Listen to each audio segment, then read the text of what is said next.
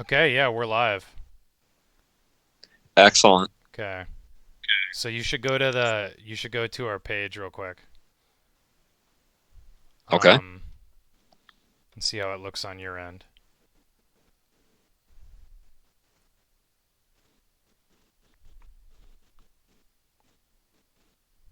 Do you have the page? I don't know how to find it. I was assuming you were looking for. Um I'll Skype the link to you.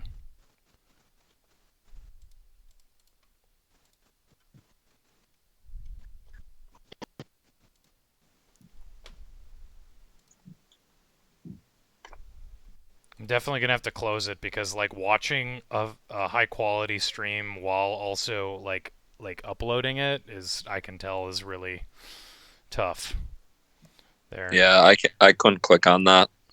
You can't click on that? No, it just when I tapped it, it went away. Is it like auto crashing? Well, it's working on my end. I can see us talking. It's not, the only thing is, it's not like Hangouts where like we're bouncing between, um, yeah. Yeah. It's not like Hangouts where it's going to be like we each get full screen. Because you're on a phone, it's outputting as you would on a phone, so you're going to be in the like barred in the corner of the screen, and I'm going to be like 16 by 9. So I have you Excellent. on a separate monitor right now. Anyways, I'm going to close that because that's working just fine. And we can just technically start, theoretically. Can you do a record and a... Okay, cool. I can record and... I can record and stream at the same time. I think I might do both just in case. Excellent. Yeah, I'll do that. Cool. All right. Closing that, closing Google Chrome because it takes up a ton of resources. Closing, moving Skype over here, reopening Chrome, moving OBS over here. Yeah, this is like this software is called OBS. If you were ever curious. Yeah, it's like blah blah blah. It's OBS. something broadcasting software. It's like what all the pros use, but I got the freeware version of it and set up this sort of professional workaround. It's like the cheapest free way to do it, or the best free way to do it. Um, Excellent. yeah.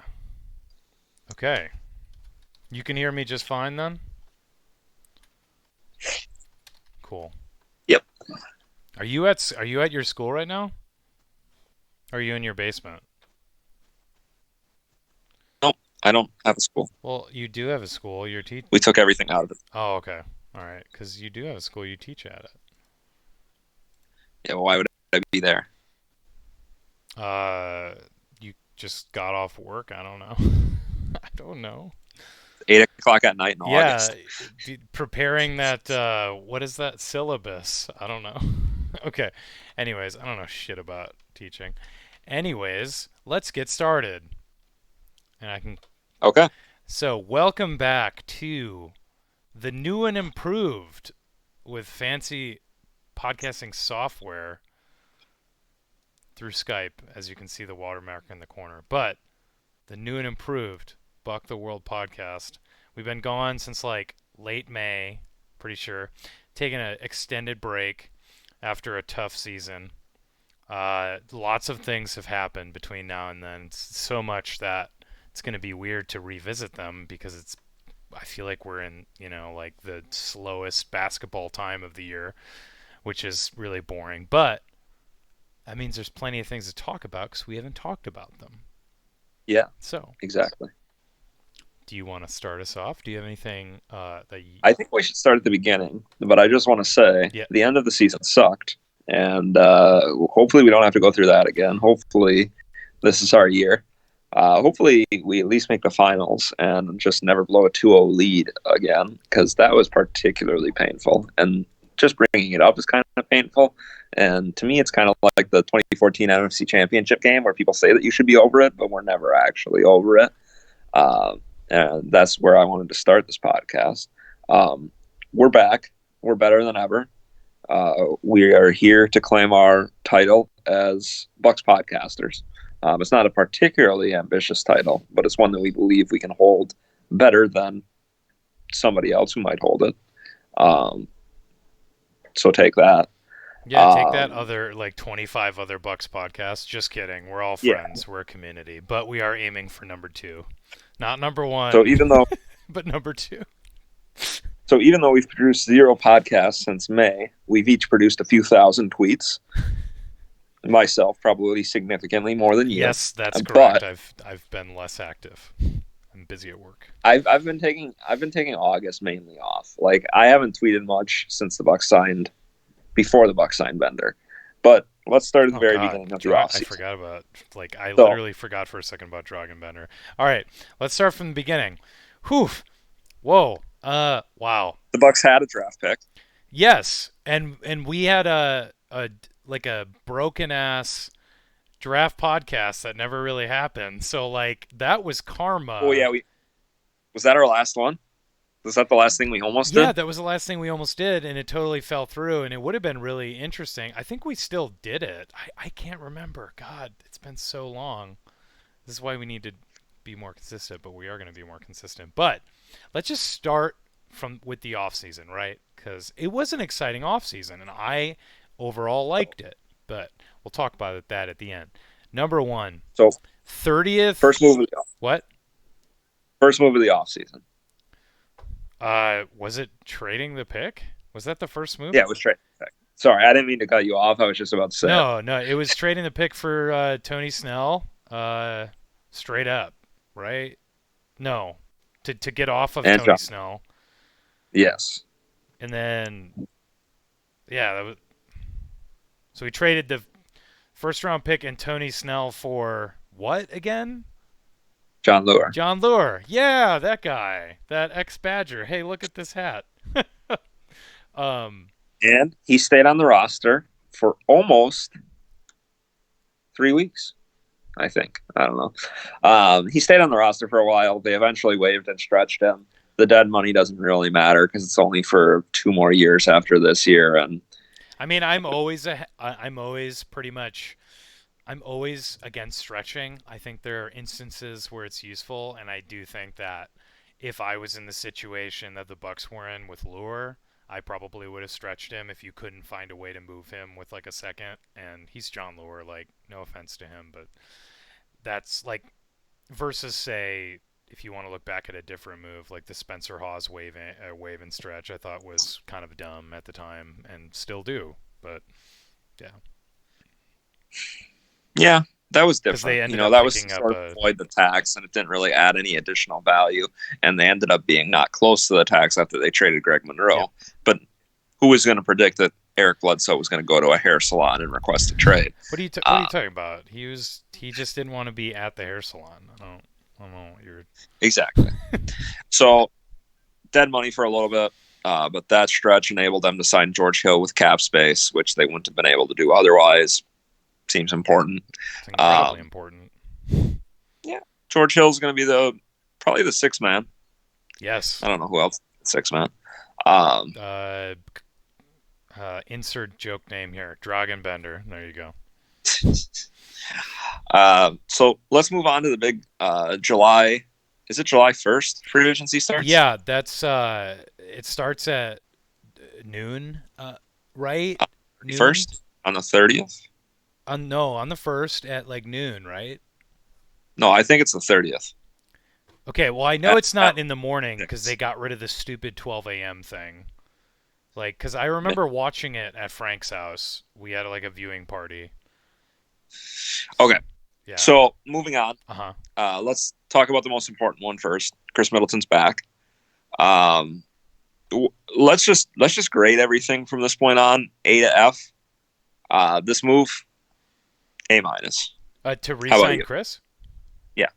I mean, yeah, A minus. I think, I mean, I think that the move, yeah, the back end, maybe it's not going to be so great, but like, I don't know. I think there's way too much. I think if you do, like, what is the easiest way to evaluate something? Pros cons list. Pros heavily outweigh the cons with Chris Middleton, and I think he'll be even better this year, and he might even be better in certain ways as he ages at specific things. He doesn't have a really athletic game. Uh, I like the move. I really do. I don't have any problem with it. I just I don't.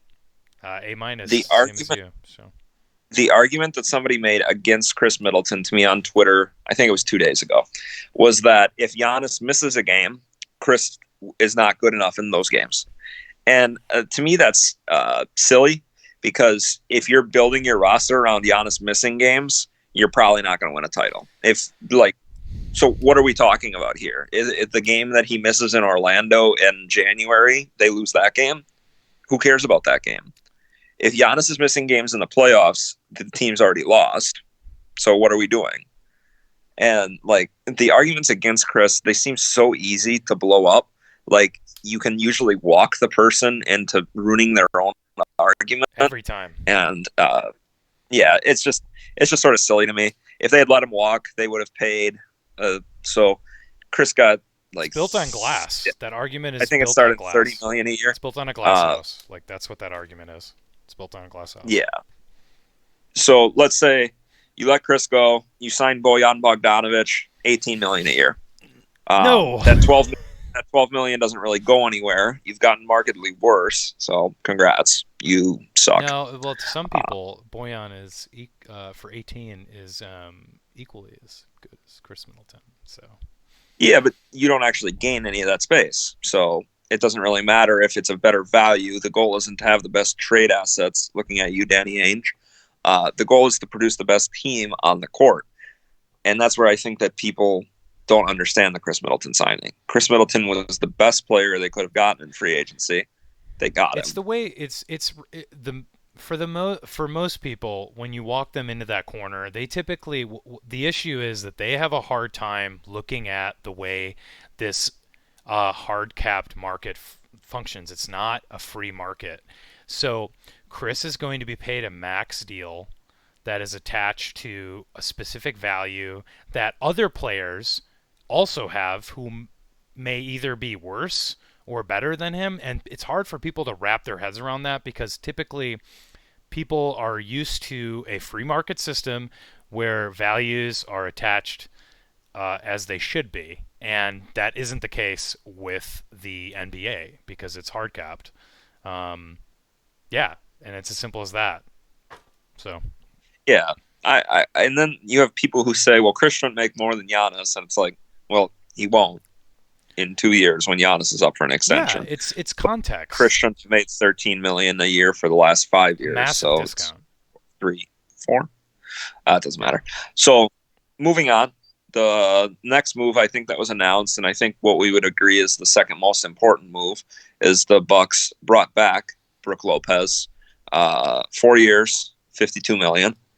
Um, I would give this move. I would give this move just a straight A. I actually think they got him below what I think the market value is. The only thing I'm sort of hesitant on is that 4th year, but for what they got the other 3 years at, it's not really the end of the world. Uh, I I'm I, I'm in a bit of disagreement. With that, I'm definitely in the minority with saying that I think he's a touch overvalued right now. I I think he's overpaid.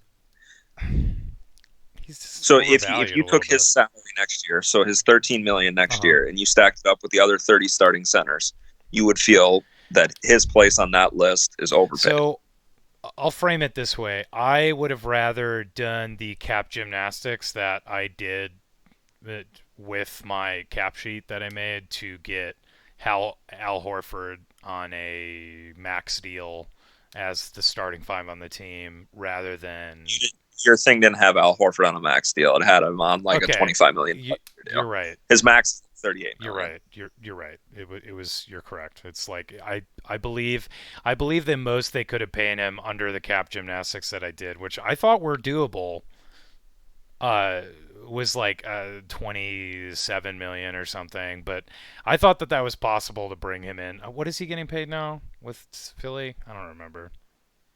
I think it was a 4-year, $112 million deal, maybe 110. I think that was like a touch higher than what I thought. I think I just had straight like Giannis's deal, maybe up to like 110. So I don't know.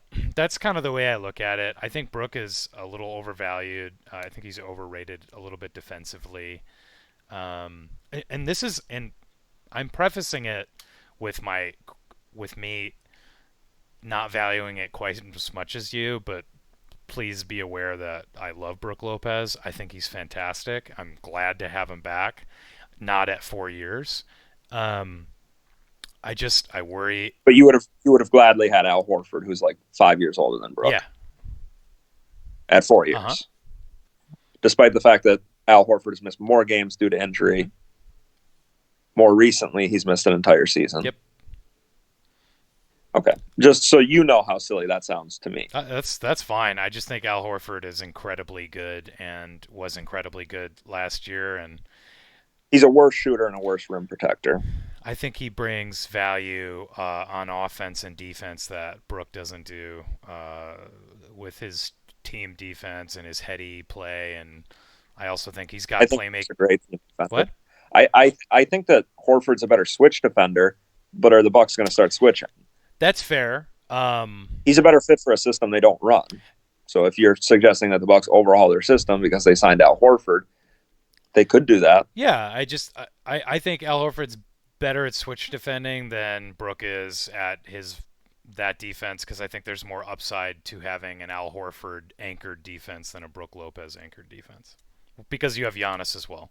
So Yeah, I would rather have two rim protectors than one rim protector. that's fine. It's tough to say. It's tough to say because the Bucks would have to entirely switch the way they run their defense to emphasize switching, which really devalues Eric Bledsoe, who they'd already signed to an extension. That's the problem. And when I was doing my Al Horford, because I love him to death, when I was trying to fit him on the team, I was like, man, you're gonna have to make Al Horford shoot a lot more than he normally does, and in by that and in that way actually sort of not take advantage of some of the other playmaking chops that he has as a big man. And as he's getting older, I don't know how much he can continue to take a beating at the five. And I know one of the reasons he was excited to sign with Philly is he's not playing as much five, because they're going to be alternating him and Embiid. So he's going to be mainly playing four. So, I mean, there's a ton of factors that go against my argument. I just love Al Horford, and like but having Brook back, like I'm not like mad that we lost Al Horford. Brook's great, but So, what's your grade for the Brooks signing? I mean, it's like a B. Say it's a B. It's a B. It's too long. I didn't want to sign him for 4 years. I just don't. I also worry about his ability to shoot. I think one of my biggest worries going into the season is his ability to shoot at the same percentage, at the volume he was shooting, at the shot difficulty he was shooting this year. Like what he did this year was absolutely incredible. He's the best shooter over 7 foot, right, in NBA history now, essentially. Yeah. Like, wow. You know what attempts? What's the number for attempts is? The 3-point percentage starts to normalize that. What is it like? You know what? I don't remember. Just tell me. I'm not gonna bullshit. So. It's about 700. I think that's what you were gonna say. Yeah, I was gonna say 750. So. Yeah, 700, 750. Yeah. There's a little bit of disagreeal there. So basically what that number means is after somebody hits that many attempts, their 3-point percentage basically is what it is.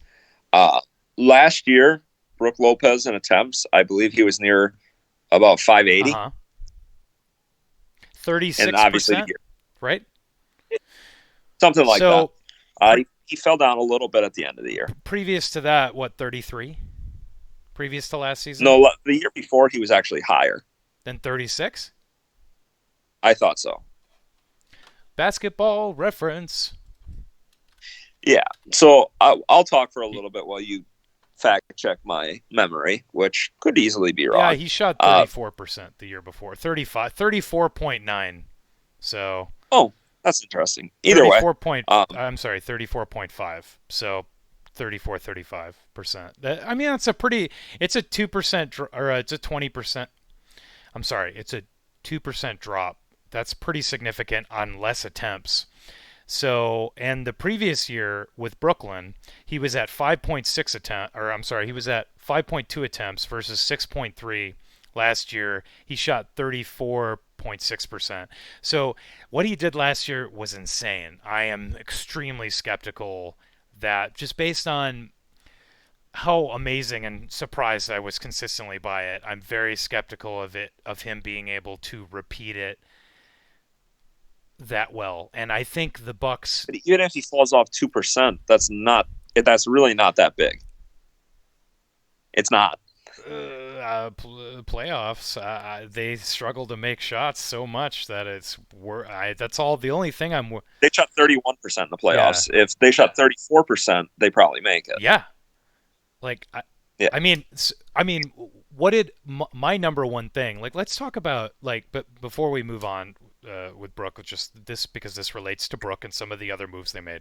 My number one thing was shooting, because I think number one thing this offseason, if you had to reduce the argument down, it would be shooting. And bringing back Brook is a plus for shooting. And which also relates back to Horford, because then you have less shooting, and then also ultimately brings you back to the fact that you extended Bledsoe, who can't shoot. But I don't know. Then again, if Bledsoe's shooting normalizes, he could be a lot more effective next year. Anyways, I don't want to get too far off track. I'd give it a B. I was hoping for a 2+1. I was hoping 2 years plus a team option because of his age and his kind of small sample size of being this amazing. He's 30. He's a big man. They age quicker. He still has that injury history. I know it was a while ago, but he's still a big man. He's still massive. I don't want to F with big men when they get that old. I just don't. Who was that big man everybody wanted from Atlanta that signed with Sacramento? Dwayne Dedman. Yeah. He got 3 years, $40 million. Mm-hmm. That's an overpay, right? Would you say? I mean, he tested free agency, and that's what the Kings came up with. Yeah. 3 years, $40 million. I guess that's not bad. Yeah, and Brook got 452, but Brook started every game last year except one. Brook's considerably better than Dedman, obviously. How old is Dedman? 27? 28? Something like that. Yeah. If you look at it with his competition, as you were going to talk about before, like other centers, there's no question that it looks great. It's just a little me thing. That's what it is. I just worry about it. Let's move on, because this is annoying. Why is it annoying? The Bucks brought back George Hill. I believe this happened fractionally before the Brogdon move. Maybe I'm wrong. The Bucks brought back George Hill. I believe it's 3 years, $27 million. Last year, small guarantee. What do you think for a grade? George Hill is so entirely necessary that I don't know. I guess I'd also give that like a B plus B. So it seems fair based on how good he was down the stretch for us. We need his depth. We need his playmaking. The injury and age concerns with him, I know you have to almost account for him getting injured. But also there's upside. There's no way he's going to be that bad of a shooter next year. In the regular season, yeah. That's the worst. I mean, that's got to be one of his worst seasons as a shooter. So, I have no, again, I'm really happy they made that move. I think he's so necessary for the Bucks. I think it's a high B. I think that a lot of people were hoping they could sign him cheaper. I was hoping they could sign him cheaper, and then not on this point guard. Once I started going through the point guards on the market, I was like, no way. So 26 teams need a point guard, and there's 13 point guards that I'd want on my And then team. and then you So this isn't going to. yeah, and then with the market you had Collison retiring, Yeah. Allison retiring was a and big then there hit. was another hit. Like another point guard got left off the market too, right? Wasn't there another one who something? Well, we knew that Kemba was signing with Boston right away, and Kyrie was likely going to be in Yeah. net. And I'm trying to think if there was something else that happened. Well, a lot of point guards did pretty well, except for Jeremy Lin. Poor Jeremy Lin. Yeah, turns out being on the bench when your team needs you in the finals isn't a great look long term. Yeah. The thing, some people thought that Hill got overpaid, and really, I would just point them to the deal that Rubio got to be a Sun, and it's like, how can he be overpaid if Rubio got that much? Like, is Ricky Rubio a better player than George Hill? No, I don't think I, so. I think You think so? I think he Okay. is. Yeah, I think he's more capable of running an offense, and I think he's a little bit more consistent. Um, he's a worse shooter. He's a pretty good defender. I would say they're about even as defenders at I'd this point in their I'd career. actually say Rubio's better, but that's fine. Okay, Yeah. yeah. So I do, and Rubio is a few years younger, so I think that plays in his favor a lot. The question is he $8 million a year No. better? And Y- you have to say No. no. No. Uh, No. It's a huge no. I think that's a terrible contract for Rubio. yeah, But and it's it's the Phoenix, Suns. so it's whatever. It's the Yeah. Suns. Like whatever. So the Bucks solidify their bench. They get one. They spend basically all of their extra cap space on a bench player. Um,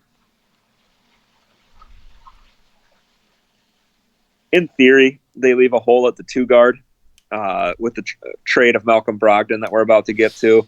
I'm not sure there's a two guard there that they really could have signed for that money. I'm sure somebody would tell me on Twitter that they could have used that money to sign somebody that I don't think is that good anyways. If So Joe Harris was a congrats. free agent, then Joe Harris, and that's it. Like, But Joe Harris would have gotten more money if he was a free you think agent. so? Like yeah, why wouldn't somebody give him 11 or I guess 12? you're right. He was ridiculous as a shooter.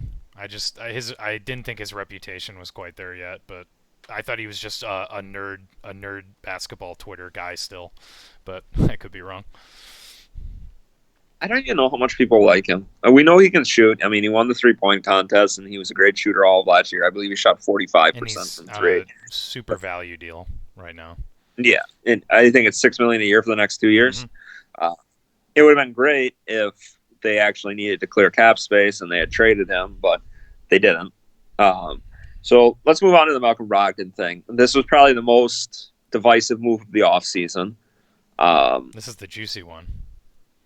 I think where I came down on it surprised myself.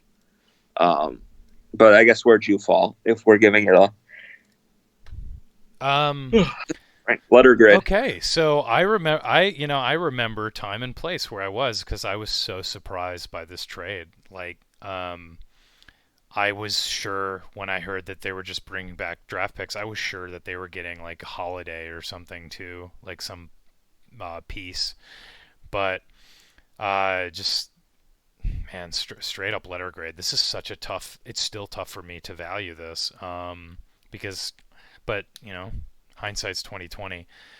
Let's go with like a B. Again, I think I gotta give it a B because Yeah, if they knew they were gonna move on from Malcolm Brogdon, you got 3 draft picks out of it, and you avoided paying him 84 million, right, for 4 years. over 4 years. Yeah, That's insane. As many people have talked about, that's an insane number for Malcolm Brogdon. So they got out of a crappy thing, like unlike say different context, but the Jabari Parker thing where he ended up getting 20 million for a year. They got out of him traded. They were not able to trade him to Chicago, even though the Chicago really wanted him. And now we know that this trade to Indiana was necessitated by one of the owners, not really John Horst, which was weird to read about. But it was either I don't know if it was Edens or Lazary, but one of them just took over ownership duties, which is a very notable thing. that we can talk about later. But yeah, a B. I think they did a pretty decent job uh, getting out from under him and getting value.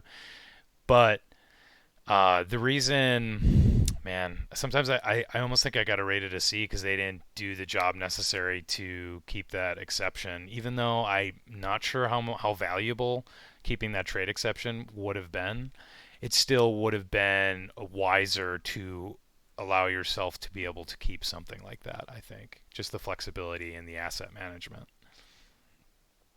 I'm going to go B. I think that some people could call us a homer for generous grading. Those people should listen to the rest of the podcast because it's going to go downhill pretty quick.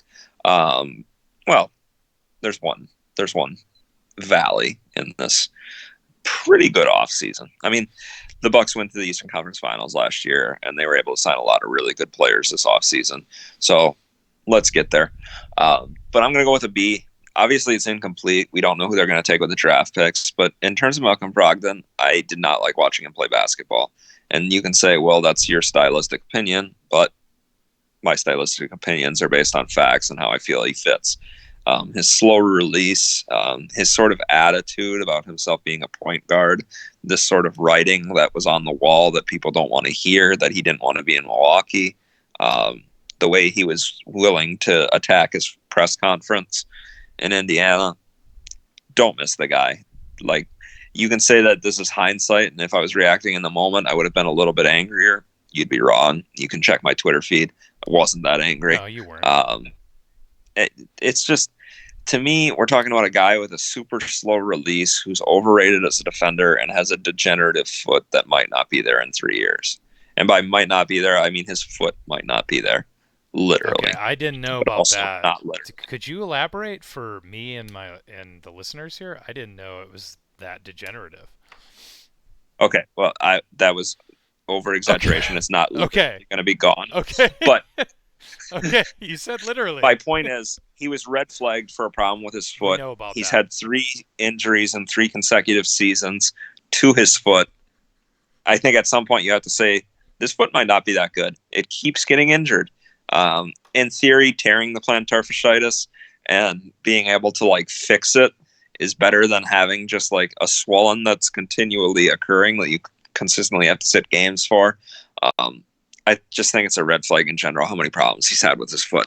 But it probably will still be there in a few years. Yeah, without a doubt. I mean, I don't. I'm not as I'm not quite as upset about some of those other off the court things as you. I personally think Brogdon isn't really. I think he's kind of above the city thing. I don't really. I think he's a little too intelligent and I don't think he's into the NBA lifestyle. I spoke with a few people close to the team who told me, the NBA lifestyle is not for him. So I don't think the city matters to him that much either. As for the point guard versus shooting guard thing, I do appreciate that even though he thought he should be a point guard, he didn't really talk about it while he was in Milwaukee. I think that's, I mean, I Well, think you didn't hear about. He didn't talk about it publicly. yeah, but still, like he was a professional about it, and I appreciate that. Like these guys have egos, and if he believes himself to be able to do that, which, of course, I don't think so, and I think most smart basketball fans don't think he has any business being a point guard. Um, that's fine. I think he handled himself well. The press conference, I don't know. I don't have a problem with the guy. I think I have a lot of problems with the guy. If I see him in Whole Foods, I'm going to slap him up. Shut the hell up. um, but I think he's a professional. I think that after this contract, after this Pacers contract, I don't even think he'll be in. I wouldn't be surprised if he's not an NBA player anymore, based on things I've heard from people close to the team. To be clear here, Bill is implying that he will not be in the league, not that his quality will have dipped so far. Yes. I just, whatever. Good luck to the Yeah, guy. it's just a personal choice that he might retire early. Rumors are he might be more of the Darren Collison type.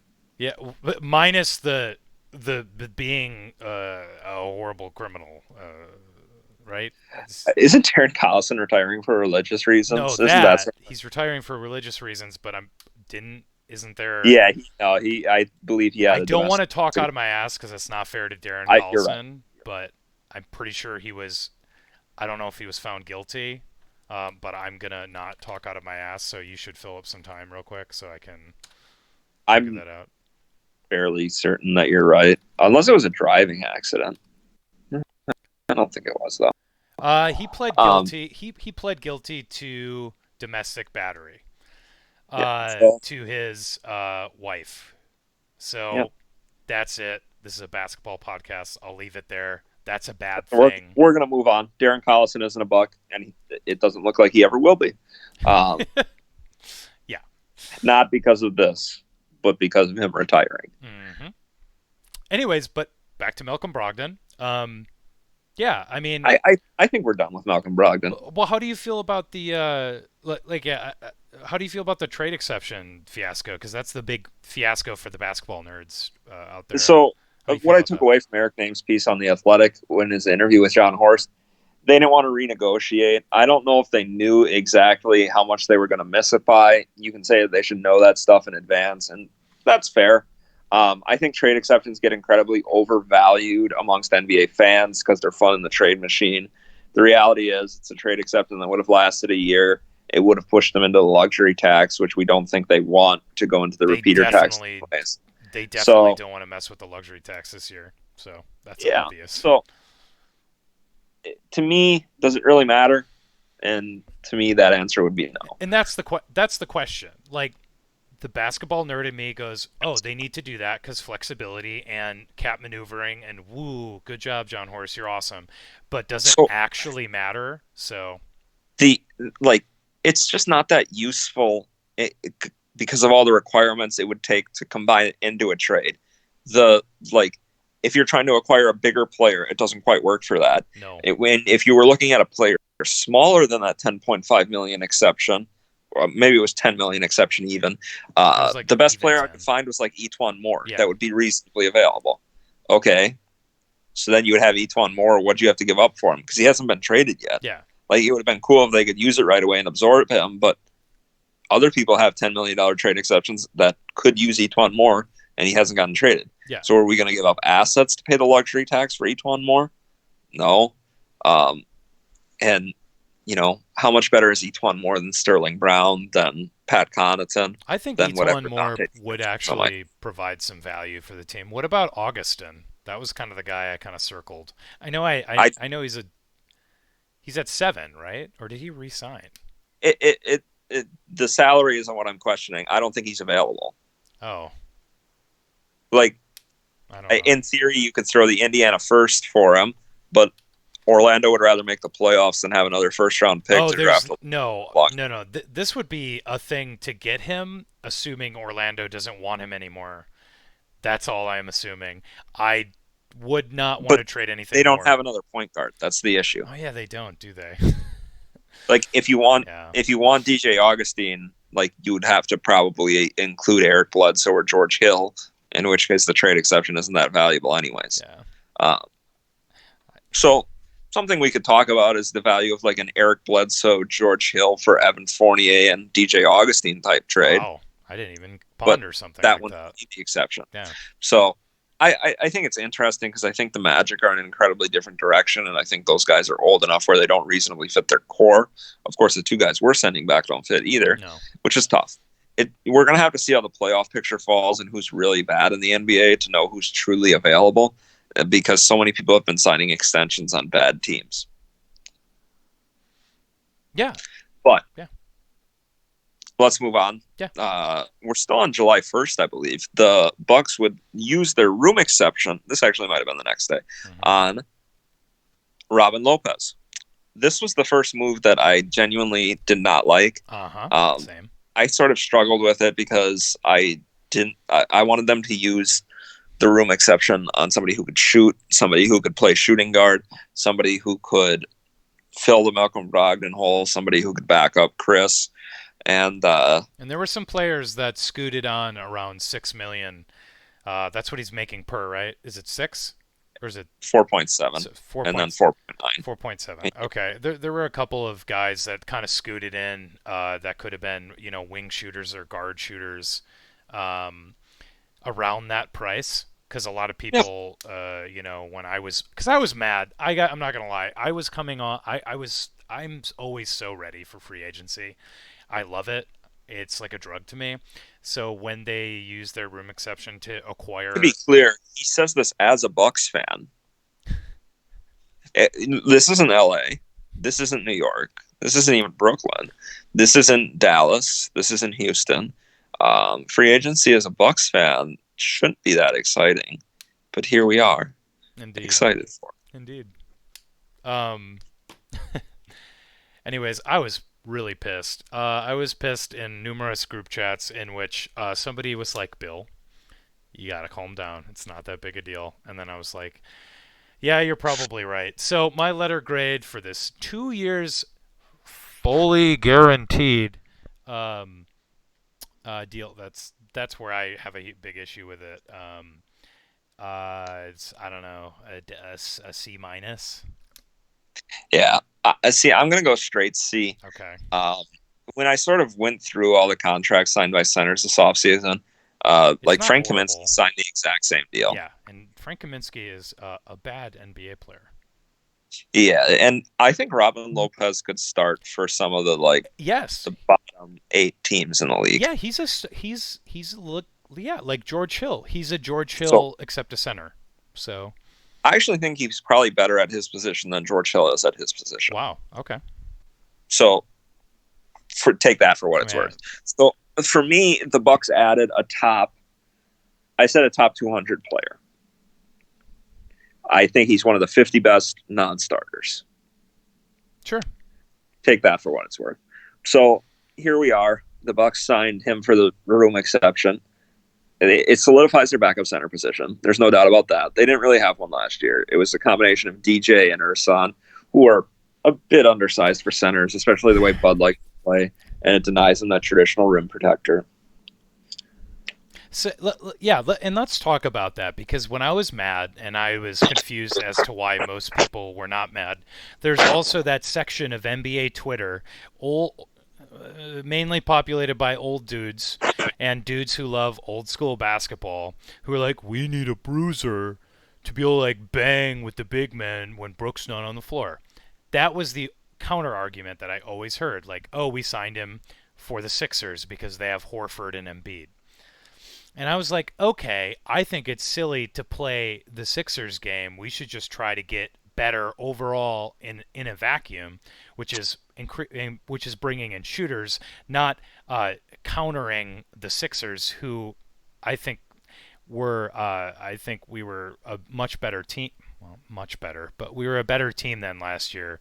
Um, and I think it's kind of silly to do that. But I thought about it. I was like, okay, in the playoffs, there could be some value here with Robin, but is this value worth 2 years fully guaranteed room exception when we are operating? This was the last cap space year. We are operating on margins that are so tight when players when you need to look at these role players and just make incredibly difficult, wise decisions on them because they're going to end up mattering, like Pat Connaughton did when you got him on a really good deal last offseason. And will Robin be able to? I mean, I guess a lot of people were saying, well, he's going to be like John Henson early last year, except better because he'll shoot now. And I don't know. Maybe I am being a little too harsh. I'm going to stick with C minus until I'm proven wrong. But I mean, it's a big man. The position is devalued, and I also have other people saying big men are about to make a comeback because the Warriors are broken up now. I disagree. I think that I finesse. think people are really dumb. But in that case, I don't even think that people is just like the people that follow us on Twitter, the people that we follow on Twitter who say these silly things. I think people includes NBA GMs, like people who are paid hundreds of thousands of dollars to make these decisions. Yeah, Not even the head guys, yeah. like all of the guys. Hey, Because shout out to Seth Partnow because he's not one of those guys. Just want to say good luck in your new endeavors. I know you're not listening to this, but I appreciate you. He follows me on Twitter. All right, so there you go. We love you, Bless him. Seth. Your shout out is at the 45-minute mark. Don't worry. Once you get there, it's easy listening. It's all right. We're chopping off all that test stuff in the beginning, so we're good. Okay, so next move comes down, and people are already comparing it to the. We signed Brooke Lopez for the biannual and Ursan for the mid-level. If you flip those contracts, it was a great offseason. So because we got a steal, it's okay to overpay another guy. To the Robin Lopez, we have the cheap 2 years at the veteran minimum, second-year player option for Wes Matthews. Everybody told me when I was excited about this that Wes Matthews isn't the player he used to be. I think these people assume that I watch less basketball than them, which, okay, bet, because you're wrong. I saw Wes Matthews play last year. I know that he's not like the guy in Portland that was a top 50 player. His time in Indy was pretty rough. It was rough. It was pretty rough. I don't even think it was that rough. Okay. Here's the thing: that Indiana team had their best creator was Bojan Bogdanovic. Yeah. Despite what some of you might think, that's not good. No, even though he actually had a better than I thought season, because I was always not a huge. I was also like a Bojan hater because I thought he was. I thought he was. It's not that we don't like Bojan. Yeah. It's that we don't like him as the second best player on a title contender. Correct. I don't even like. I like Chris in that role because of how versatile he is. But if you're telling me I could trade Chris for Bradley Beal, who's got 2.5 years of control, I would be pretty interested in that. Yeah. Sue me. I like Bradley more and more, but let's not get off track. Anyways, yeah. We all love Bradley Beal. Yeah. Is it reasonable to acquire him for what the Bucks have? No. Turns out they shouldn't have drafted Thon Maker. Who could have ever seen this coming? Not Turns me. out I shouldn't have done many things like signing Ursan to his deal last year, but but that's not what stopped them from trading for Bradley Beal. Yeah. And the Wizards don't want to trade Bradley Beal, and Bradley Beal might even sign an extension there. So the NBA is dumb, and try and understand how it's dumb, but also how it's the best sport in the world, and then you'll be right here with us. So they got Wes Matthews. Wes Matthews' shooting numbers look really good still. He shot 45% on wide open threes. Some might say he's too aggressive with the ball. We might have flashbacks to Nikola Mirotic, but unlike Mirotic's shooting numbers, Matthews have been consistently good. Mirotic has this thing where he sort of goes up and down, he's and so he's streaky. He's wildly streaky. And you could say that every shooter's streaky because what streaky means might not mean the same thing, but the bottom line is the Bucks signed a guy. I believe he's currently 21st in league history and made threes. He's somewhere in that 20 to 25 range. He's been one of the most prolific three-point shooters in NBA history. The Bucks signed him. That's neater. That's pretty neat. I'm not gonna lie. I honestly just thought he was kind of a guy who shot volume at a high volume. So. And you can say the shooting guard position would look even better if they had brought back Malcolm Brogdon. But I'm going to tell you this. There's no way Wesley Matthews would have signed here if they brought back Malcolm Brogdon. No. The reason they were able to get Wesley on this deal is because they basically all but told him, I mean, they may have actually told him, but you have a extremely significant shot at starting, and it looks like he's going to start. I want to make this clear as the one thing I think people should listen to every summer is the NBA mock offseason done by Danny LaRue, Nate Duncan, it's so fun. Kevin Felton, and Dan Feldman. Yes. You get to see sort of some insight into what people value as players, as teams, and you sort of hear them say, well, even if I make $2 million less here, I have an opportunity to showcase my talents. People forget about stuff. People forget about the individual. These are humans. They have motivations beyond just money.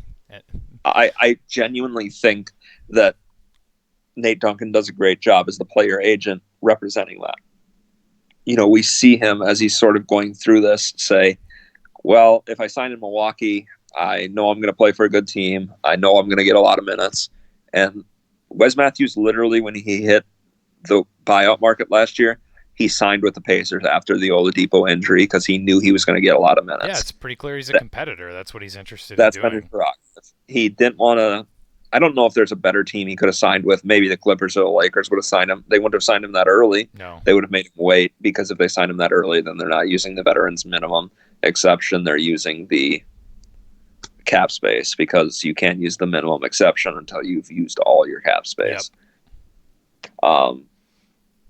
This is just stupid minutia, and here we are. Nope. We're here for it. We like it. We love it. Yeah, that's what we're doing. How about the Wesley Matthews signing? For me, it's an A. You're not going to find a guy in the veterans minimum better than Wesley Matthews, right? I know you're a little higher on him than like I am. And it's less to do with Wes and more to do with the team's reliance on Wes. But it's an A. Oh, yeah. But it's an A. It's an A because of the things he can bring as a shooter that the Bucks. It's reared its ugly head in the playoffs. Like, they need a knockdown shooter. Wes is immensely concerning with his injury history and his age and his ability to do things, to me. When we talk about the playoffs, though, that sample size is too small for me to draw any meaningful But it's conclusion. always going to be meaningfully small. It's always. It always is. So you always you have to think about it in a different. People said the Raptors would never win in the playoffs, and then this year they did, because all of a sudden their guys who were career bad in the playoffs got a lot better. And you and I thought that way. Like, we were so confident in our preview pod, so in the Bucks winning. So I would.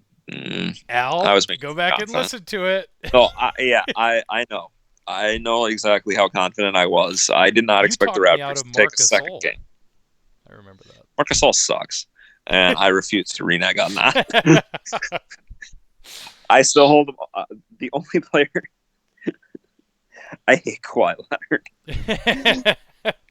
Kawhi Leonard is so secretly good, and his numbers don't show you how good he is. Remember how we talked about, oh, we don't have to worry about him as an assist player or a playmaker? Boy, did we get sexual innuendo here. Like, wow. He succeeds in spite of it, and I hate him for it. It's so frustrating. So, Kawhi Leonard, if you're listening to this, fuck off. We love you and respect you, but also fuck off. Like, I do.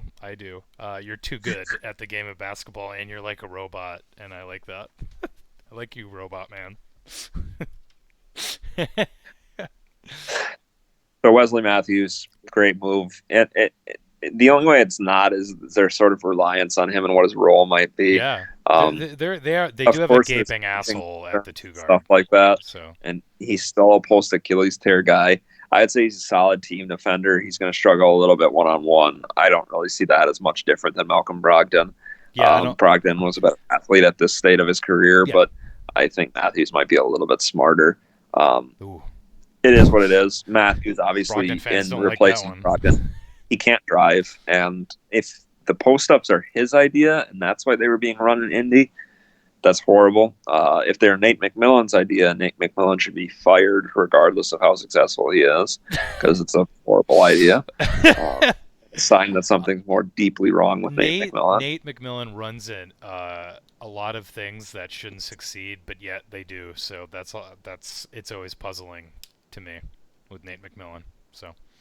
So I think at this point, was that the 12th roster spot? I don't know. Is there 3 moves left? There's Kyle Korver, there's Dragan Bender, there's the two-way deals, and there's my favorite move, which we have yet to talk about. Yeah, I think our favorite move is next. So the Bucks signed Thanasis Antetokounmpo, and this is something where people are the worst, and they continually tell us that we're overreacting to stupid moves that don't matter. And to you, I say the margins always matter, and that you're wrong, and that you should rethink about it, because Thanasis isn't that great at basketball.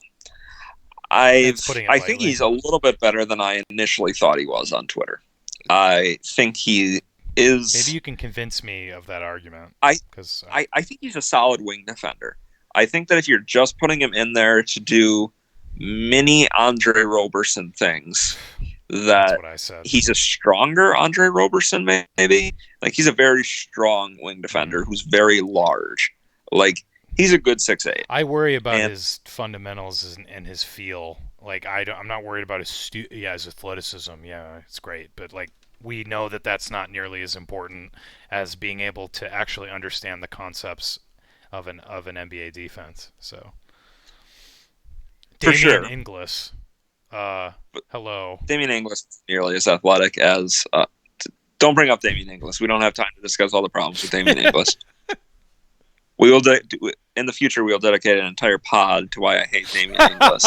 Uh, Damian Inglis, if you're listening to this, it's not really personal and it's not really your fault. It's Twitter's fault, as are most things. Back to Thanasis Antetokounmpo. Mhm. The problem with Thanasis Antetokounmpo is that he's Giannis's brother, and that if he got the spot out of merit, that we wouldn't have to worry about cutting him because who would care? Because you lose your spot by merit just like you gained your spot by merit. Not the case here. And we're not going to sit here and rehash the entire thing, but obviously cutting Giannis's brother would be bad. I think he's probably the worst player on the team right now. The only reason it's even close is because they took a flyer on Dragon Bender, who's not good at NBA basketball right now, but it's still probably better than Thanasis, just to be clear. I think he put up better numbers before he came over than Thanasis did, but he wasn't playing many minutes before he came over, so I could be wrong. But his shooting splits were obviously much better.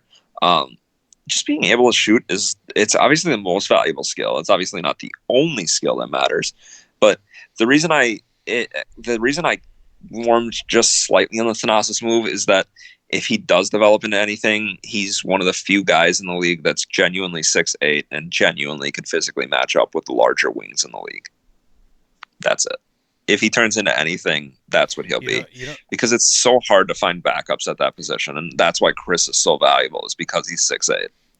You don't think there's other guys in the G League that have flamed out that are that athletic that are probably better or waiting like Thanasis? Like I haven't looked at G League rosters, There's a but I few, feel like but there's not. there's no. Okay, well, Thanasis was second team all defense in the G League when he was like 4 years younger than he is now. That's something. You can like play it off, but it is it's cute. something. It's cute. That's important. What's your grade? Before I talk. Oh, F. Okay, I thought you were talking yourself into a D here. Like that's I Oh knew you no, were at an F. it's incredibly Okay. risky. You didn't even talk about like all of the other issues that like Frank Madden laid out really well in Lockdown Bucks because he was obviously not a fan of the move and he kept his emotions in check I think pretty well on the podcast. Even though you could kind of hear it in the background a little bit. But He's been getting this question for 6 years. what was that? He's been getting this question for 6 years. Yeah, like should the Bucks get an Antetokounmpo brother? So yeah. Should they draft Costas? Should they draft Alex? It won't end until Alex. Well, we can discuss should they draft Alex in 2 years when he's draft eligible, but until then, yeah. Anyways, Thanasis. Yeah. The biggest part of his resume, because his time with the Knicks is so irrelevant, is the notable parts of his resume. He's a truly terrible shooter, just otherworldly terrible. What is he like? 22%. He's worse than Giannis, and like he's markedly he's worse significantly than Giannis. worse than Giannis. His free throw percentage is so bad. He shoots below 50% from the free 50, throw line. This is not a center. He might be a worse shooter than Shaq. He's pretty confidently a worse shooter than Shaq. And you know we're not even being melodramatic when we say that. Like it's the truth. Like nice blanket. I appreciate it. I like that blanket. It's bringing some levity to this situation. But man, there's so many issues beyond him being just a horrible player. And I've actually never received the vitriol because I think I'm a pretty agreeable person on Twitter. I'm like an asshole, but I'm also pretty agreeable. The vitriol comes with higher follower numbers. Yeah, and that's what I've heard. And I'm not Mr. Popular. But I got some serious vitriol from a lot of like people I respected on Twitter for my Thanasis hate, and I'm still flabbergasted by it. I from people I really thought had sharp basketball minds who were it's hard to tell because I don't want to. Just because they were playing devil's advocate doesn't mean that they're fans of the move. But it sure seemed like they at least thought it was a net positive because of the helping Giannis stay with the Bucks argument.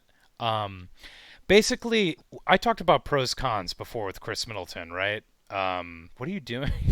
It's so distracting. With the camera. Just keep For our talking. audio Don't worry for about our audio listeners, he's messing with the camera. I apologize.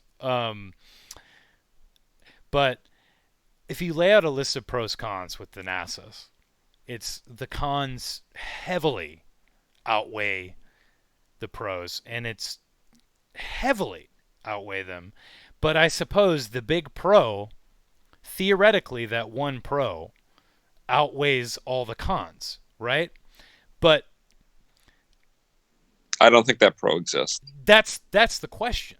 It could, but is Giannis really wired that way to be dependent on playing with a brother? Uh, if I think that's a red if flag. that's the case, that's wow, that's bad, folks. That's bad in a business like this. It's so problematic. That's incredibly problematic. I don't know if it's true, and I don't know how he ended up on the Bucks. I don't know if, but it had to have been Giannis asking for a favor, right? That's not what John Horst says. Yeah, I was about to make a political joke. Not going to do that. I. It's just he occupies a valuable roster spot. There are guys fighting tooth and nail to get on an NBA roster, even on a two-way spot. There are guys fighting. Jeremy Lin. What? Jeremy Lin. Yeah, yeah. I mean, probably the most heavily publicized and media covered. Like, Carmelo Anthony. Who would you rather have on the Bucks, Carmelo Anthony or Thanasis oh Antetokounmpo? man, that's like actually a hard question for some reason. Probably Thanasis. I don't know. I was going to tweet it, but I don't think people would find it nearly as offensive as and egregious as I would. No, but I think your like smart Twitter, your smart basketball Twitter would like find it funny. You should tweet it out. Actually, that's pretty good Yeah, content. we'll send that out after the pod. Yeah, you should, and because I'm gonna do post pod stupid tweets, so you should use that as a promotional tool. Marketing, yay! But anyways, it's just such a problematic move. It screams nepotism, which is a horrible thing in business. It makes other players. It adds locker room issues, awkwardness, as Eric Name pointed out in his great athletic piece about the biggest worries for each player. Right? Did you read that piece? Not yet. Okay, it was like the last few days. Then he put awkwardness, and it seems weird to put it that way, but I guess that's the easiest way to put it because it's such a problematic move. But Thanasis, the how awkward that is for a player like, let's say, Chris Middleton, second round pick, had a pretty devastating injury in college, had to fight his way to get this max deal. How does that look to him? How does that look to lots of other guys? Like the this kind of nepotism doesn't really happen, at least on NBA rosters that we've seen before. Um, Totally untrue. That's not true at all. really? The Knicks signed Chris Smith Oh, the to J.R. Smith thing. East JR. Okay. Uh, And LeBron has gotten so many guys that he's friends it's with roster spots. that's cronyism, not nepotism. That's okay. Zoran Dragic. Oh yeah, I forgot about Sauron. Yeah, everybody forgets about Zoran and Chris Yeah, Smith. you're right. You're right.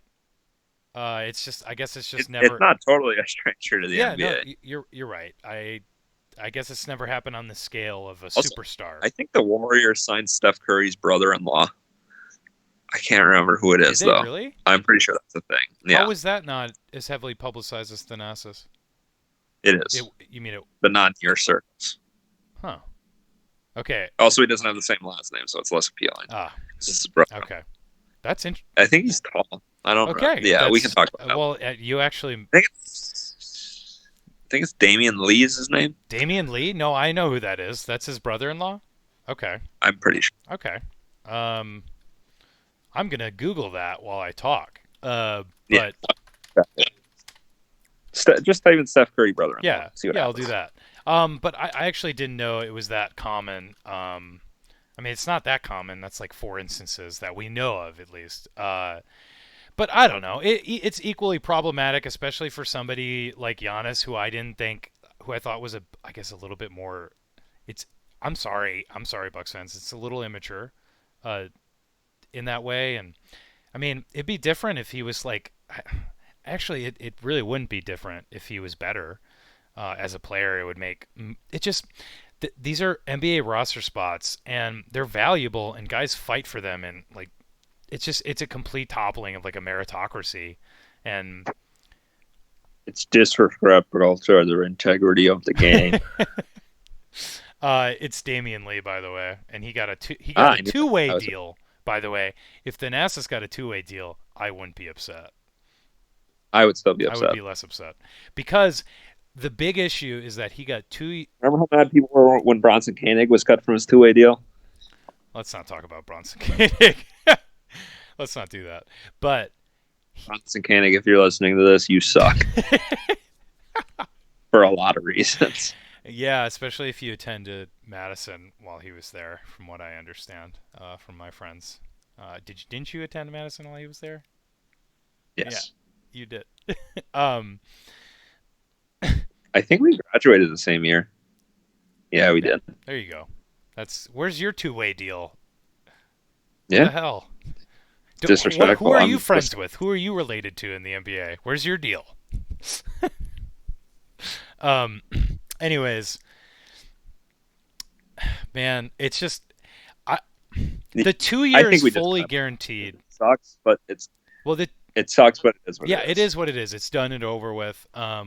It creates the situation of now you have this guy 2 years fully guaranteed that essentially guarantees he's going to be on the roster.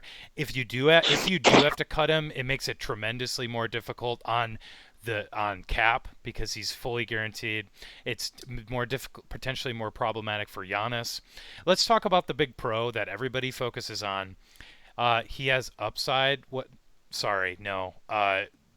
He's older than Giannis. He's not Giannis' younger brother. He's his The big older. upside is that he helps maintain Giannis. He could get somewhat better than he is now if he understands an NBA defense and he fits in well. And Greek leagues are notoriously veteran heavy, and he wasn't a veteran there, so he can maybe get more minutes. But let's just. It is what it is. I know. You need to give me. Also, one thing that annoyed me about this is people said that minimums don't count against the cap.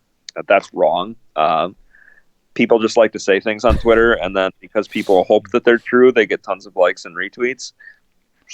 Not true. And when you tell somebody it's not true, they're like, well, you shouldn't care anyways. And it's like, well, you shouldn't lie. People back in when people are wrong, especially online, the way it is, they back into their corner instead of going, whoops. And it's so frustrating. So I'm going, whoops, my mistake. It's like I'm gonna drag you down to my level and make you regret it. Yeah. So let's move on. Enough about Thanasis. I just want to say for Thanasis, like, this is nothing against you. I hear you're a great, like, hard worker, great locker room guy. Like, this is nothing against him, the player. This is against the system. This is, I guess, partially against Giannis. Like, I'll just be straight up.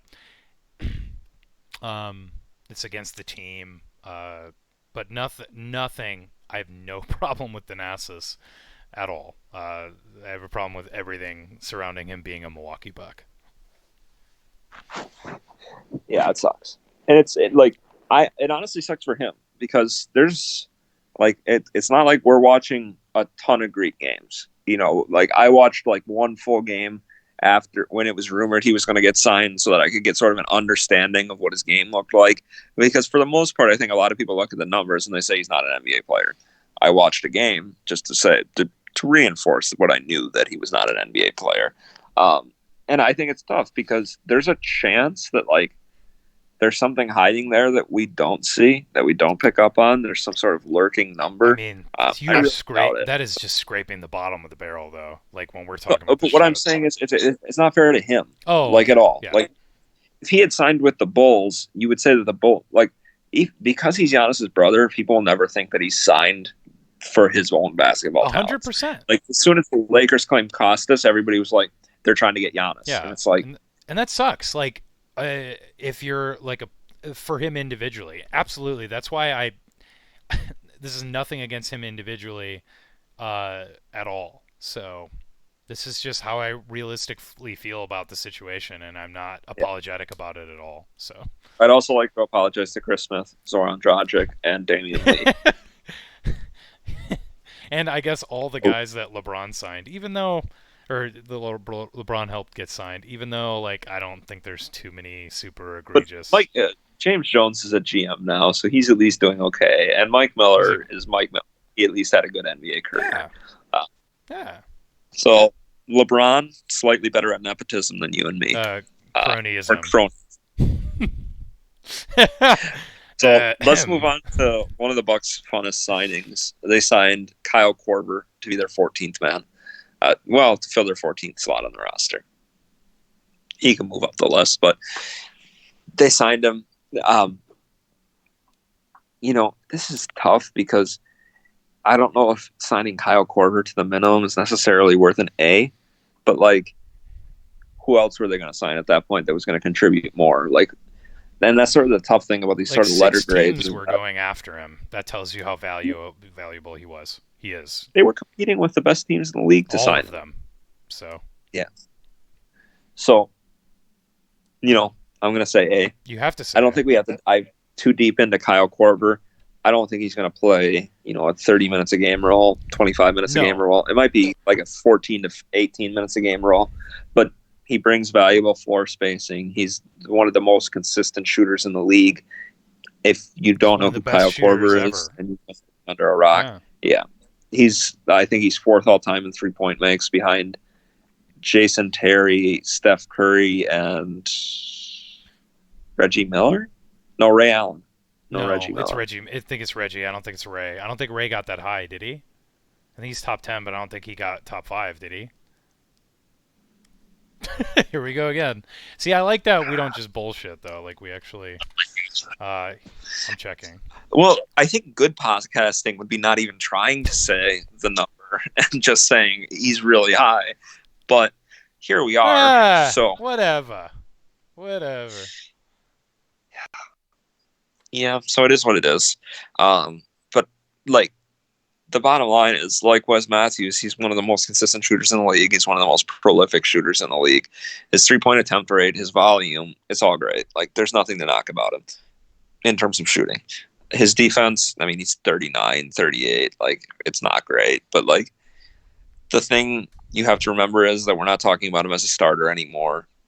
Defense matters significantly less for bench players because you're not asking them to guard starters. You're asking Kyle Korver to guard like Quinn Cook or somebody off the bench, TJ McConnell's gone, but I'm sure there's some bad backup guy. Like maybe he has to guard Mike Scott for a few possessions. Is that really the end of the world? Are you talking playoffs now? Sorry, I kind of... Okay, yeah, because that's the only time that we should really talk about Kyle Korver, because he's not going to play much in the regular season. He doesn't need to play much in the regular season. He's going to help win games in the regular season. It'll be fun. He kicks ass. Like he's fun to watch. But will he be like actually, because we need the shooting that like Wes Matthews and Kyle Korver theoretically provide, will he be able to provide that shooting when we need it? I remain unsure of that. I hope so. Like obviously early playoff rounds, not really as worried, but Philly, I guess I'm not super worried about. I guess it'll be a finals thing. Like, are we going to have him guard Tobias Harris for 20 possessions? No, that would be No. stupid. Um, We'll find a way to make it work. Bud will. yeah, Bud will but know. like, Bud knows. if he's playing next to Giannis and Lopez on Is he going to be defense, playing mainly and 2 or 3 or both? Like what? I would guess 3. Because he can still Um, play 2 though a little bit, right? Like it depends who he's yeah, guarding because he's going to be out so much slower than most twos. He's slower than most threes, but like it's by a lesser yeah. margin.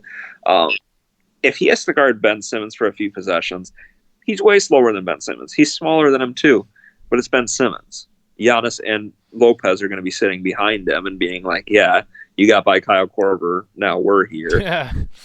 Big effing Do deal. Like something about his offensive output will most of the time outweigh his defensive negatives. Like I totally am confident it." in Yeah, that. I think people like they're like, well, he's not a great two-way player at this point in his He's career, and it's like, hey, 38.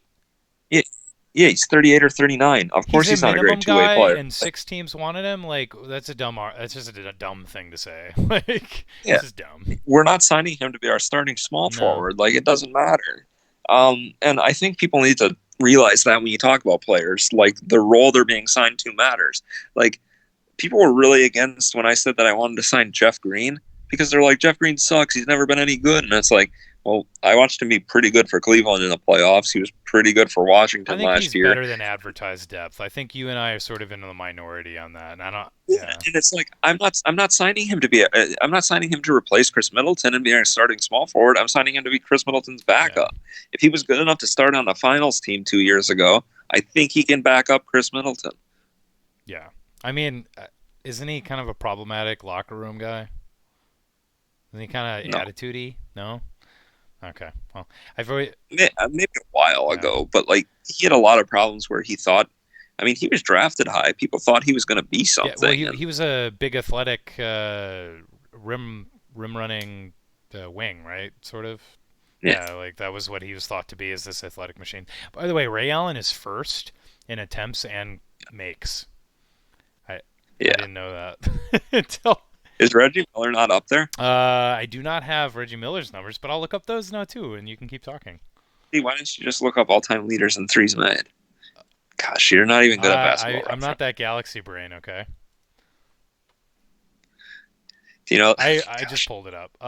Reggie Miller is second. and then it's Steph. Who's fourth? Kyle Yeah. Korver. Who's fifth though? I bet you don't know. Why did I? I bet you don't. Why did I think Jason Terry was up there? Well, Um, it is it's Jason fifth. Terry. He's See, fifth. That's wild. Who's sixth though? This is the fun. This is it the fun one. Actually, 6 and 7 are fun. The rest is like predictable, but it's not Clay. no. Clay's not top 10. Yeah. Yikes. Um, You had a long conversation on Twitter about this particular player who's still playing, who's really old, uh, about versus him versus Dwight Howard. So that basically tells you it's Vince Carter. not Carmelo No, Anthony. it's Vince Carter.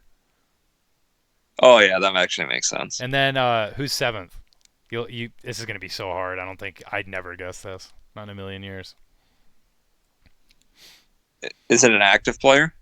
I think he's playing right now. He was playing last year. No, he's still playing. He has to be. He's a prolific playmaker. He's kind of a weird-looking dude, real skinny, shooting guard. He's not really a playmaker, I should say. He's a chucker. He's the chucker. The chucker, Oh, and it's Jamal Crawford. yeah, Jamal Crawford. He's seventh in Okay. makes. That's wild. It's longevity and being around in the 3-point era. Yeah. No, you're right. Really, Reggie Miller's the guy that stands out on that Yeah. list. Jason Kidd is 10th, if that puts things in perspective. So. Yeah. Yeah. So here we are. Bucks have one roster spot left. Some people thought they were going to keep it open. There was really no reason they would do that because they're not that close to the tax line. Mm-hmm. They could cut somebody if they signed him to a fully guaranteed deal anyways. In theory, I guess it's valuable for trade flexibility, but You could. I think they were planning on doing that until they probably had a conversation with Dragonbender, who was supposed to be going to I Europe. don't think they. Have Okay, I do. so they signed him to a partial guarantee. It's 300,000. The guarantees sort of ramp up throughout the year. Where if he makes the opening night roster, he gets another 200K, and that sort of goes on and on Yeah, and I have a on big thing. until. I have a big thing. Okay, so let's do this. I don't know the best way to do this in terms of like a game with Dragonbender. This is a Dragonbender game. What is the chance he's on the roster at the halfway point, not the All Star break? I'm gonna even go before that, at the halfway point of the It's season. 50-50. He either will be or he won't be. Well, no, right, it's 50-50, but like, where, what is the game we can play? Because like I think it's like a 70% chance that he's not like on the roster at the halfway Okay. point. But I'll bet you $2 he is still on the roster on game 42.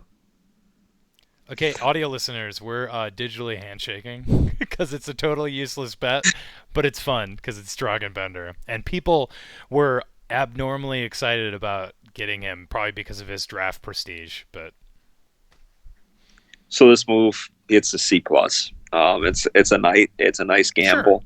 It doesn't hurt no, anything. See, it, when people say it's a that good the marginal Thanasis move. move or anything, the reason that Bender is a better move than Thanasis, he's 4 years younger, so that's Yeah, great. Uh, he actually has upside because he was a good and shooter 2 years ago. Thanasis had a chance to be signed by any NBA team and nobody took him, and he's played for good Greek teams and not developed. Bender played for, I want to say it's the worst run organization in the NBA. I don't think I'd get much pushback there, honestly. At this point, no. He the Suns are really Yeah. bad, and so there's a chance that he could turn into something a little bit Mm-hmm. better once he's somewhere Mm-hmm. else. So that's sort of where we're at. Is that it? Is that Uh, it? You got a Dragon? yeah, that's just about it. Oh wait, I forgot the one important thing about Dragon Bender. He's not Giannis Antetokounmpo's brother. So if you cut him, nobody's mad because he's Hey, bad. audio listeners, Al is doing like satirical face zooms on himself to emphasize his points. So, and it's pretty funny. So I just want you guys to know that. Dragonbender. I mean, I hate to be just us agreeing with each other, but yeah, same thing totally. Hey, we disagreed earlier. What? We disagreed earlier. Yeah, Brooks our disagreement because I'm just whatever. It doesn't matter. I still love Thanks. You hate fun. what? I hate fun. I hate Splash Mountain. I don't like mountains. I don't like splashing. Um, but no, I love him. Uh, but yeah, Dragonbender, your classic low risk, high reward, young guy, bad organization. Why not? It's just like Christian Wood, except probably even better in terms of low risk, high reward because I, there's less. I think he's significantly less bad. You disagree? No, I actually think he has like a better path to playing NBA No. minutes That's what because I'm saying. Like, the only way Christian Wood is good is if he has the ball in his hands yeah, constantly, which was never going to and happen. not just that. Like, I think Dragon, yeah, like exactly. Dragon has a better path to that, and Christian Wood has had more chances and failed, and Dragon's I think had less chances. And 2 years ago, he was a good shooter. He was absolutely horrid last year, which is maybe a good sign of a dysfunctional organization. Could be a player too, um, you know. But yeah, like it's hard to be upset with the move. You know, I had somebody say, you know, like he does a lot of this. He's got a lot of this similar body movements as like DJ Wilson, and but he can shoot the ball way better than DJ. On this guy, this particular person was looking at like a high upside situation where he somehow becomes a valuable contributor. But I mean, that's besides the point because I don't really think he's going to be on the roster. But yeah, it's yeah, sure. What did you say? C plus? C? Yeah. Yeah, C plus, B minus, B, whatever. You could do way worse. Uh, the fact it's a big man, I was sort of puzzled by, but like, but it's not. His position doesn't matter. It's about his upside, the upside play. That's what it is with him. Like obviously, you'd rather have another 3 or 2 to play around with in case West gets hurt, just to throw shit at the wall and see what sticks. But I don't think there was really an opportunity because the market was pretty tight, as it typically is for guards and wings. Oh yeah, third point guard is actually what I really wanted that to be. But the point guard market was incredibly tight this offseason. So yeah, There were names there though, who is like left? Devin Harris is available, Yeah, and I'll pass. Devin Harris was good last Was year. he actually good last year, or are you sure it's not reputation preceding I him? mean, he's fine. He's a third Well, I point guess he's guard. still Like, there, right? So we can always go get him if we need him. Is he still there? you can say that, but like, what if he's No, not you're there? right. No, no, And no, you're right. uh, I'm uh, not yeah, I'm not dismissing that. I'm not like dismissing that point. if you can have him now, take him No, now. I'm not dismissing that point. I think the idea is you bring in Dragan, this young player, to work with him in the off season and take him to training camp and see what he can do. And like you said, what he's guaranteed another bunch of money if he even makes the opening day roster. Like he was supposed to go over to Europe, so who knows? Maybe Devin Harris is the. Europe's not going anywhere. You're right. It's not. Who else was available besides Harris? Lynn, Who? Oh Jeremy yeah, Lynn. Lynn. He's Okay, can you? This is off track, but whatever. Who cares? Jeremy Lin. Why is he? I feel like why is no team taking a flyer on him? How is he? How is his power, his star power, fallen so far? He's just not that good of a defender. He's not that great of a shooter. He can do a little bit of stuff, but post injury, he hasn't been as good at getting to Because the with the rim. Hornets, he was like a sixth man of the year candidate, was he not? Yeah. Then he had a big injury though. Okay. Well, I think it was a patellar tear. He was good with the Nets before he got injured. yeah, that's what happens. Um, but let's talk about the two ways quick, just a sentence or Uh huh. two, because the Bucks sort of shuffled through their two ways really quick. They did under Hammond, and they've continued to do so under Horst. The guys they signed are great two way guys. You know, Fantastic, I think. we didn't really talk about summer league. But summer league happened. It kind of sucked. Oh yeah, I forgot It about kind of that. sucks. It kind of sucks every year. For the Bucks But especially. every year we watch it because we're dumb. Love Um, basketball. Love the Bucks. what was the guy they signed to the two way from the Wolves? Cam Cam Reynolds. Reynolds. Because it's a And great then signing, actually. Like it's a really good two-way signing. He might be one of the best. You don't think so? it's I was gonna no, say I don't know many better two-way deals, but I also don't know many two-way deals. yeah, he's a He can guy. shoot. He can There's defend. And he's a yeah, wing. What, six they foot say that seven? about everybody. 6'7"? Yeah, Is he's maybe probably better than Thanasis Antetokounmpo. Actually, everybody is yeah. on the Bucks, including both two-ways, but And then they signed Frank which Mason. out of necessity.